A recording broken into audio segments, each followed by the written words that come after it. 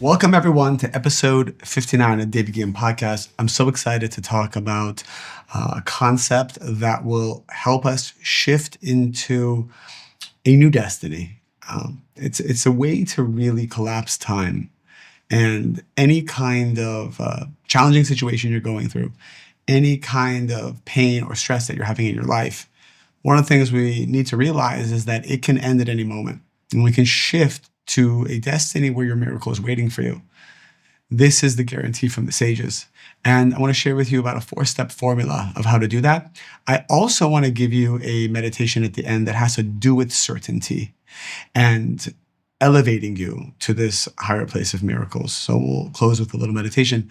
As always, I love to update my community. I want to thank you so much for consistently sharing this content, these teachings, this podcast with your friends and family.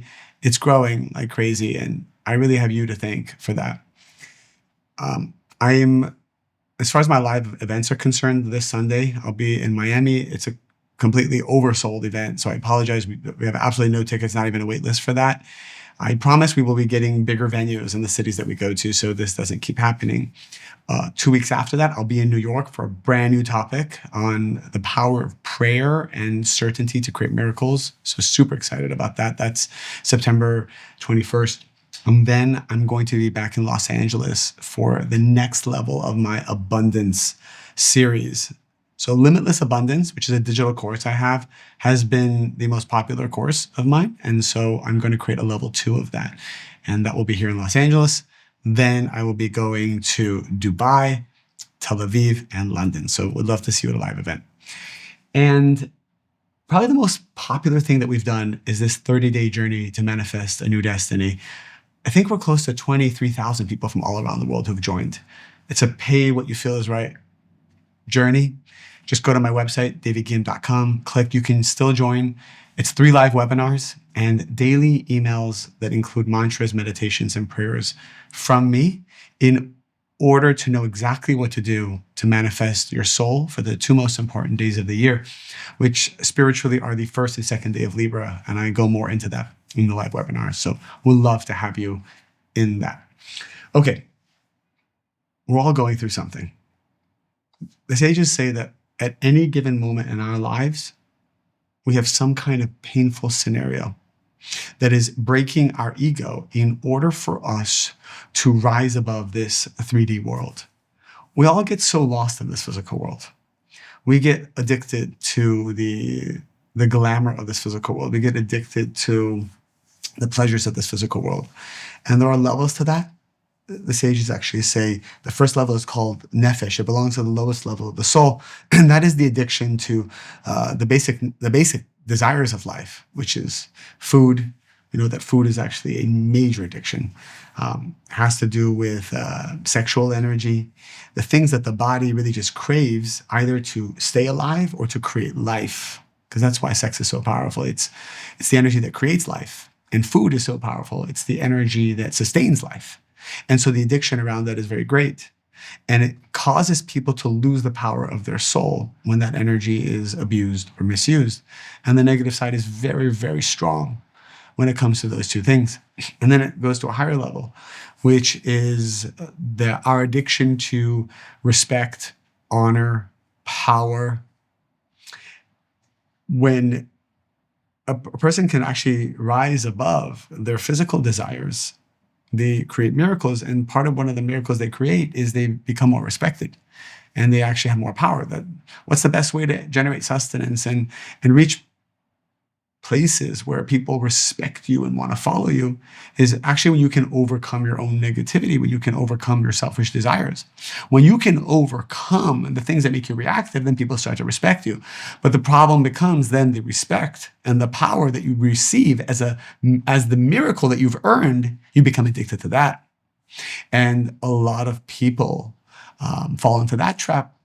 And it's very easy for people who are in positions of power to get lost in that. The ego gets lost in that. And all of this is something that I'm planning to share with you so that we know where we are on this scale and you know exactly what to do to either protect yourself from falling or if you're in that painful moment, how you can rise out of it very quickly. And even like with full vulnerability, like what I share with you is really what I'm just sharing with myself. It doesn't elude me the fact that I can be teaching and teaching spiritual content and probably be making the biggest mistakes. And my ego could be totally controlling me in every way. This is what my teachers and mentors have taught me for the last 25 years. Part of the amazing education that I've received is that if I think that my ego is at bay, or I think I'm in control of my ego, or I think I don't have ego, then it's a guarantee you do have ego. And the definition of ego really is like there's two different types of ego, and it comes from the male and female side of the negative side. There's the ego of you think you're better than everyone, and then there's the ego that you think that you're worse than everyone. And which one do you think is worse? The ego of being better than or being worse than? The sages say, and actually my teacher told me this, Rob Berg, he said, when you think you're better than everyone, it's actually not as bad of an ego. Meaning the chaos that comes from thinking you're better than everyone is not as bad as the chaos that comes from thinking you're worse than everyone. Because at least when you think you're better than everyone, you're in a position to give and to create. You have this motivation to do more. You just think you're better than everyone.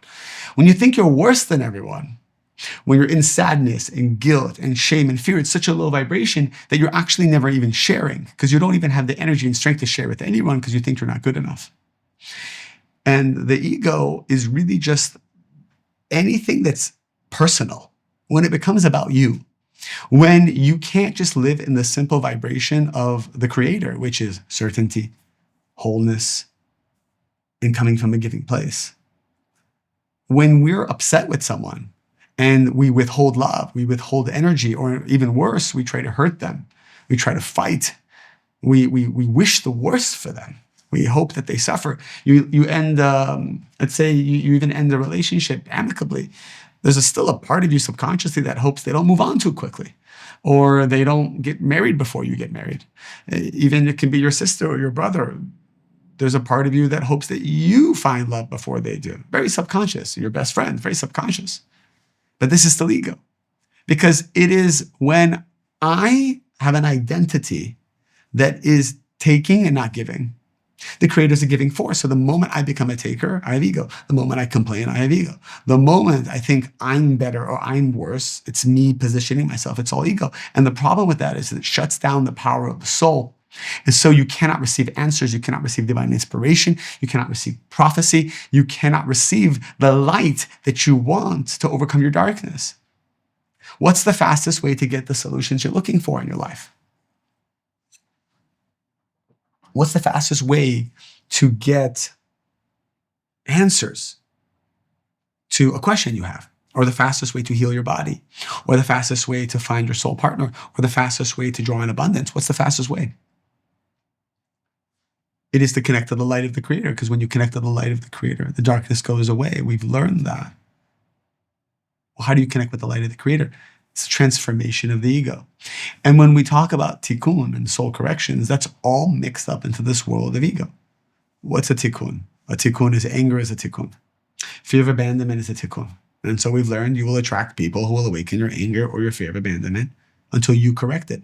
The people who are coming into your life, it's not their fault. They were sent by the creator and by your soul in collusion. They were sent by your soul and the creator in collusion to awaken your fears, because your fears are blocking the light. Your fears are a part of this ecosystem called the ego.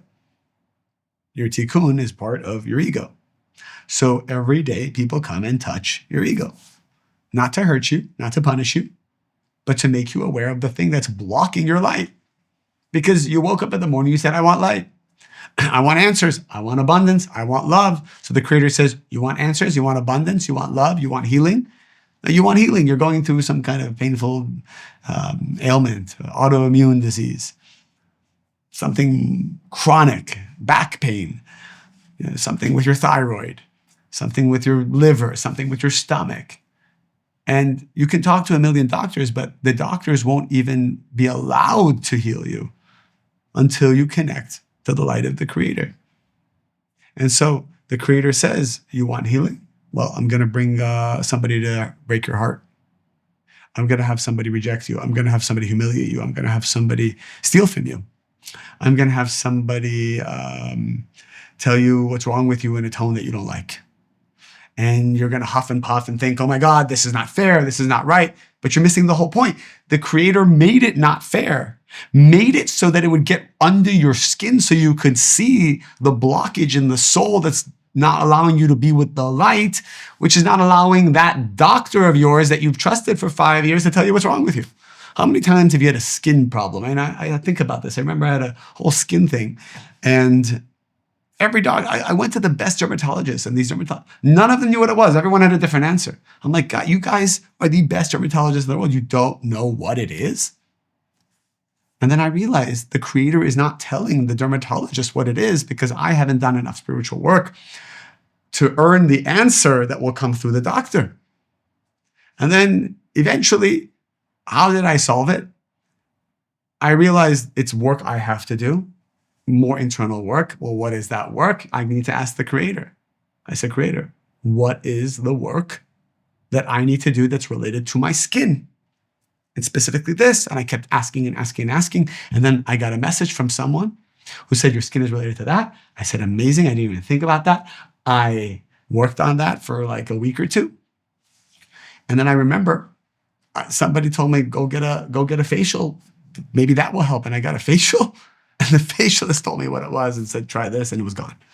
Crazy. A facialist who didn't go to 10 years of medical school had the answer that 3 of the top dermatologists in Los Angeles didn't know.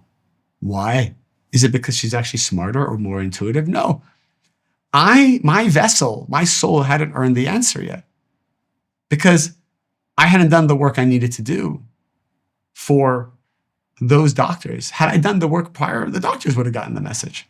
So it happened that the facialist was there at the right time, where the opening was that I created through my spiritual work. So anything that's going on in your life right now, please know that it is also directly correlated to someone that's bothering you or hurting you or creating an unfair situation. That person is the key to unlocking the blessings you've been asking for.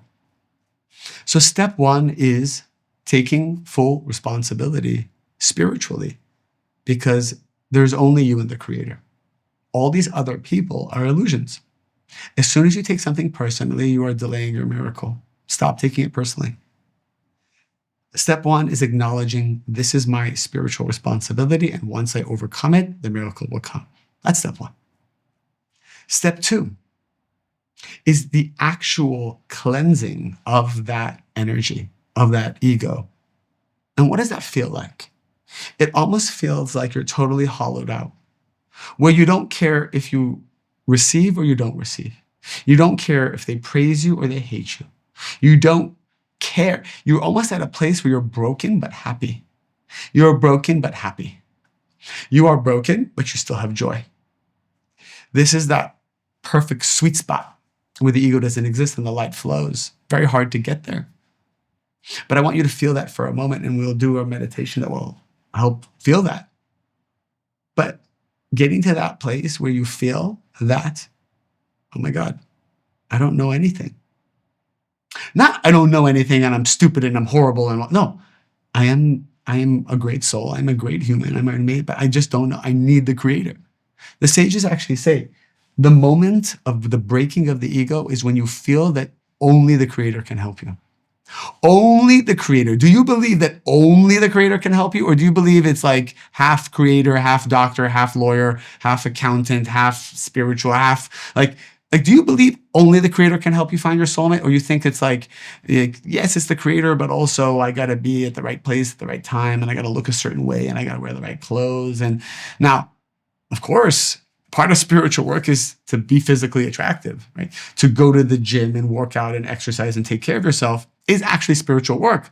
But I don't want you to think that because you went to the gym, now you're attracting your soulmate. Because you went to the gym, you have affinity of form with the creator. And because you have affinity of form with the creator can now energetically bring your soulmate. And you have to know that in your brain. But if you think because of the way you look or your charisma or your beauty or your financial situation is what's drawing the people to you, is what's drawing the success to you, this is ego. This is ego. You have to believe everything is from the Creator. And you have to believe everything comes from the Creator and you only the Creator. Only. That's when the ego is totally broken. What happens? People just say, God, only you. I don't know what else to do. Can you reach that point? Can you reach that point without losing everything? That's the question.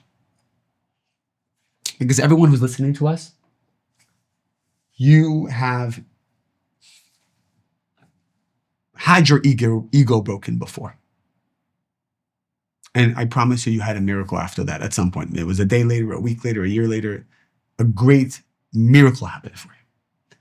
And you remember what that feeling was. You were so broken. You're like, I've done everything. I've tried everything. Nothing works anymore. I'm at a loss. What do I do? That's when you're connected. That's when your soul is so connected. So that's the second part. The second part, getting to that place where you feel hollowed out, broken but joyful. The third part is everything is good. Certainty, everything is good. Everything is good. This is good. This is good. Exactly this is good. This is good. This is good. You got a lawsuit. This is good. This is good. This is good. You lost your money. This is good. This is good. This is good. Somebody just broke up with you. This is good. This is good. Like the love of your life broke up with you. This is good. This is good. This is good. You don't know what to do next. Your parents are fighting. There's the divorce that's happening. You're in a relationship that you were trying to get out of, but you're stuck, or your kids are having problems and you don't know what to do with them and they don't want to talk to you, or your dog, your dog is sick and it's painful because it's the only person, connection, human soul that you have in your life. Yes, it's all good. It's always good. I can't tell you how many challenges I've gone through in my life and continue to go through where I have to say, this is good. This is absolutely good. Not only this is good, this is the greatest thing that's ever happened. And you have to get to a level where if the Creator himself came to you and said, you know what, would you like me to turn back time and not have this happen to you? You say no. You say, no, I trust you so much. I don't want to even go back time because that means I don't trust you. Creator, I trust that you created this for me. It is divine. It is good. And you want to get to that place where even if you had the choice, a genie came out of a bottle and said, I'll give you a wish, you wouldn't wish for it to go away because you trust the Creator. And you only want it to go away because that's what the Creator wants and you've earned it, not because you're afraid and you're upset and you're uncomfortable. That's not why we wish things away. Because if something were to go away before you've learned the lesson or before you elevated yourself, you're going to have to repeat it over and over again. And by the way, sometimes you're able to kick the can down, but I don't advise it. Sometimes you're in a painful situation. You could actually tell the Creator, listen, this is too hard for me. Can you push this bill, this judgment down 2 months and I'll just pay some interest on it? So actually what happens is your life gets a little better, but you still have to go through this situation, this challenge, this test. You'll go through it in 2 months, but in a more painful way. Don't you want to pay your debt now? Or do you want to pay it with interest in 2 months or in a year? So if you're in a difficult situation, embrace it, love it, pay the debt now. And the fastest way to pay the debt and say, this is the best. This is amazing. And you have to believe it. And you say it until you believe it. The final level, coming from a giving place. What would the Creator do? Imagine the worst situations, like someone hurting your child, something like horrible. Can you still love the abuser? Can you still love the person who stole everything from you? Can you still love the person who broke your heart? Can you still love the person who destroyed your life? Because they didn't destroy your life. The Creator sent them to do something that had to be done to elevate you. Now, if that person was never alive, would it have happened? It still would have happened to you. Someone else would have came. I have a controversial question for you. You can go back in time and have Hitler as a baby killed, or maybe even Hitler when he was in the womb of his mother. You had a choice. You could say this baby won't be born. Do you think we would not have had what he created in this world? Kabbalistically, the sages say, if you killed Hitler when he was a baby, there'd be another Hitler. Because whatever happened had to have happened because of the negative energy that was created in the world that had to manifest in this physical world as pain and suffering and death. The only way to prevent a Holocaust isn't to go back in time and kill the person who masterminded it, because he was just a robot. It was just it's like you kill one terrorist, another one takes its place. You kill one cartel leader, another one, a worse one comes in its place. You can't cut off the head of the snake. You have to, the way you cut off the head of the snake is by removing the energy in the first place, the negative energy. So whoever hurt you, stole from you, abused you, even if they weren't alive, you would have gone through the same thing, a different way. It's painful to hear that. It's very painful. And by the way, that doesn't excuse the abuser, because the abuser also had free will. Meaning, if someone was supposed to die today, the person who pulled the trigger on the gun, if they had 5 minutes before pulling the trigger said, you know what? I study Kabbalah. Actually, what am I doing? This is reactive. I don't want to kill anybody. And they transformed at that moment their energy. They shifted. Would this person still die? Yes. It says that 5 minutes later, this person would still die. A bus would hit them. They would have a heart attack. Still, they would die. So the person who pulled the trigger still had the free will not to be the killer. But the person who was going to die was still going to die. It would have happened a different way. Unless the person who was going to pull the trigger decided not to, created such a transformation of darkness by overcoming his selfish nature, would generate energy in the upper worlds that will remove and benefit other souls that are connected to him, including the soul of the person who's about to die. That's the only way him not pulling the trigger would have shifted the destiny of the other person. And this is also accurate, because if enough of us do transformation, we create light that other people benefit from. So it's not that if he hadn't pulled the trigger, the person would still be alive because he didn't pull the trigger. The person would still have to die a different way. It was each one of us, before our soul leaves the world, it is decreed actually 30 days before. And 30 days before, a piece of your soul already leaves. And people who are very intuitive can see this. Animals can see this. There are people in this world who can see when a piece of your soul has left.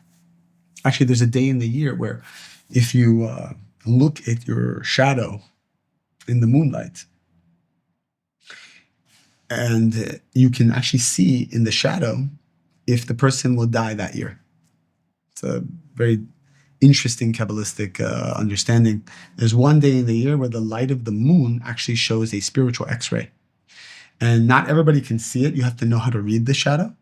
But for example, if the shadow shows like the head a little bit lighter or missing, it's an indication that the person will leave the world that year. Why do the sages tell us about this? Because if you can see that the destiny of the person, there's a decree, their soul's going to leave this year, the person can go above and beyond to do more spiritual work to overcome the decree of death. Because if they're meant to die, the only thing that will prevent them from dying is something they change inside themselves. So this is leading us to, can you love, even if you have to fake it, the person that hurt you, the person that you think is the cause of your pain? Can you love? Can you come from a giving place? Even if there's no person involved, can you still show up and be a giver? The laws of the universe still apply. You must be a giver to be like the creator. So what difference does it make if you're in pain? What difference does it make if you're not in the mood or you're upset with the person? Does that mean you stop giving? Does that mean now you switch from giving to hurting the person? I'm not saying it's easy, but even think about divorce. People go from giving to each other to wanting to kill each other. It's crazy. It's crazy. And I'm not even saying like we should judge people who do it. It's very hard. It's the hardest thing in the world. But if you're in this situation right now, you're fighting with someone. every day that you keep fighting with them, every day that you wish them harm, every day, even if they're people message me all the time. Oh, but he's a psychopath. Oh, but she is mentally insane. Oh, but you don't understand. He's the worst of the worst narcissists. Like there's never been worse narcissists in the world. And you're telling me I need to love them. I'm not saying that you need to love. I'm saying that you need to vibrate an energy of giving because that's the only chance you got to shift to a destiny where this chaos doesn't exist. You got to shift to a destiny where this man who's hurting you or this woman who's hurting you doesn't exist. Maybe you'll shift so high that their soul leaves the world because there's no reason for them to be in there anymore. It's not up to you to decide how it's going to happen. I'm just saying that when somebody hurts you, you hurting them back creates another destiny where you need to get hurt more. That's all. I'm not saying love them because they deserve to be loved. I'm saying as a miraculous tool come from a giving and loving place. These are the 4 levels. And I would hear this podcast over and over again. It is really the solution to any problem that we're going through. Let's do a meditation now to help us implement what we've learned. And then we'll close for today.